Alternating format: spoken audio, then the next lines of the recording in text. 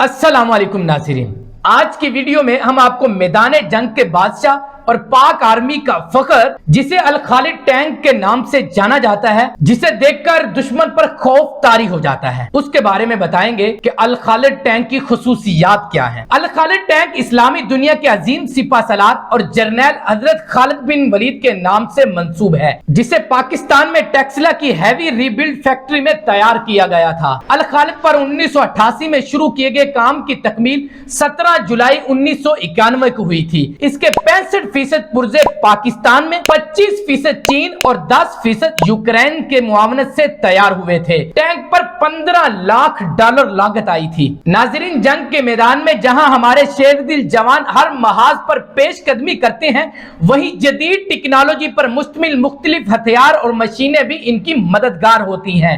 अल Khalid tank इन्हीं में से एक समझा जाता है। अल खालिद का वजन 48 टन और इसमें 1200 हॉर्स पावर का इंजन इस्तेमाल किया गया है। अल खालिद टैंक बैक वक्त अपने चारों तरफ से बमबारी कर सकता है, 170 किलोमीटर दूर तक अपने हदफ को निशाना भी बना सकता है, 15 मीटर गहरे पानी में बआसानी गुजर सकता है और 7 फीट बर्फ को भी अबूर कर सकता है। अल खालिद टैंक दुनिया का वो वाहिद टैंक है जो बम्बों की ऑटोमेटिक रीलोडिंग करने के साथ साथ 2 किलोमीटर के फासले तक हरकत करदा टारगेट को निशाना बना सकता है। नाज़रीन, अल खालिद मुख्तलिफ तरह के गोले फायर करने की भी सलाहियत रखता है। अल खालिद टैंक 120 किलोमीटर फी घंटा की रफ्तार से भाग सकता है। हर किस्म के मौसम में लड़ने का अहल है। इस टैंक में तैयारा शिकन तोप भी नस्ब है। ये पाकिस्तान का वो जदीद तरीन टैंक है जिसकी गोला फेंकने की रफ्तार दुनिया के किसी भी टैंक से ज्यादा है। नाज़रीन, पाकिस्तान दुनिया का वो वाहिद मुल्क है जिसको अपने कयाम के वक्त भारत की खयानत की वजह से